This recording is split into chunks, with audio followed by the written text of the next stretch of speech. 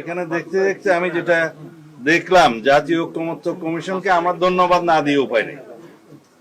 কেন ধন্যবাদ দিচ্ছি? যে অবশেষে তারা তাদের প্রক্রিয়া কার্যক্রম সমাপ্ত করতে পেরেছেন।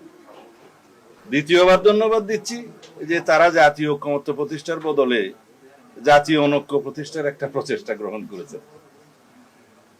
আমার মনে হয় যা কিছু প্রস্তাব ওখানে দেয়া হয়েছে, আপনারা যদি সেটা দেখেন তাহলে আপনারা দেখবেন যে জুলাই জাতীয় সনদ যেটা আমরা স্বাক্ষর করেছি, সেই স্বাক্ষরিত সনদের বহির্ভূত পরামর্শ বা সুপারিশ বহির্ভূত অনেক আদেশের যে সংযুক্তি, সেটা সংযুক্ত করা হয়েছে।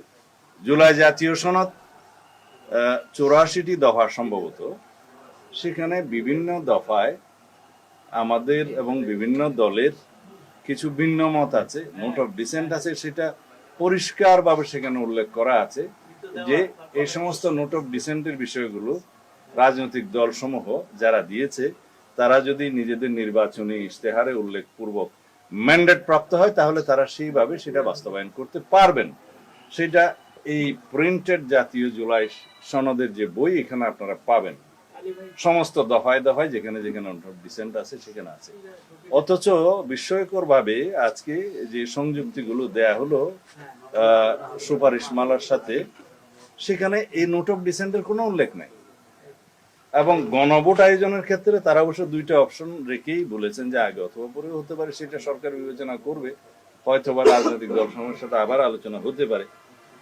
এখানে একটা নতুন বিষয় সংযুক্ত করা হয়েছে যে সংবিধান সংস্কার পরিষদের নামে একটা আইডিয়া এখানে সংযুক্ত করা হয়েছে, যেটা আগে জাতীয় ঐকমত্য কমিশনে কখনো টেবিলে ছিল না, আলোচিত হয়নি, এই বিষয়ে কোনো ঐকমত্য হয়নি। আমরা জানি আসন্ন যে নির্বাচনটা হবে সেই নির্বাচনটা হবে জাতীয় সংসদের নির্বাচন। জাতীয় সংসদের সংসদ সদস্যগণ নির্বাচিত হবে।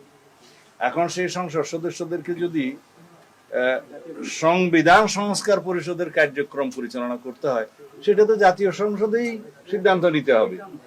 এখন জাতীয় সংসদে কি সিদ্ধান্ত নিবে সেটা তো আলোচিত হয়নি জাতীয় ঐকমত্য কমিশনে।